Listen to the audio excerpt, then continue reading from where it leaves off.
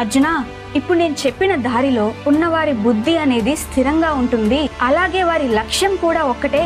కానీ దృఢ సంకల్పం లేని వారి బుద్ధి పరిపరి విధాలుగా ఉంటుంది. ఎవరైతే మనసులో ఇంద్రియ సుఖాలు అంటే సెన్సువల్ ప్లెజర్స్ పట్ల ఆసక్తి కలిగి ఉంటారో వాళ్ళు భోగాల కోసం, ఐశ్వర్యం కోసం ప్రాకులాడుతూ ఉంటారు. వారి సంపదని పెంచుకోవడానికే వారి బుద్ధిని వాడుతూ ఇంకా ఎక్కువ ఎలా సంపాదించాలి, శారీరక సుఖాలని మరింత పొందాలి అంటే నేను ఇంకా ఏం చేయాలి అని ఆలోచిస్తూ విచారిస్తూ ఉంటారు. ఇలాంటి వాళ్ళు భగవంతుని ప్రాప్తి దారిలో ప్రయాణించడానికి కావలసిన దృఢ సంకల్పాన్ని అభివృద్ధి చేసుకోలేరు. అర్జున, అవివేకులు స్వర్గ సుఖాలకు మించి మరొకటి లేదు అని భావించే వాళ్ళు వేద వాక్యాలు పలుకుతూ ఉంటారు. అలాంటి వాళ్ళు చేసిన పుణ్యం అయిపోయిన వెంటనే స్వర్గలోకం నుంచి తిరిగి భూమి మీదకి వచ్చి పునర్జన్మలో వాళ్ళ కర్మని అనుభవిస్తారే కాని వాళ్ళకి మోక్షం అనేది లభించదు.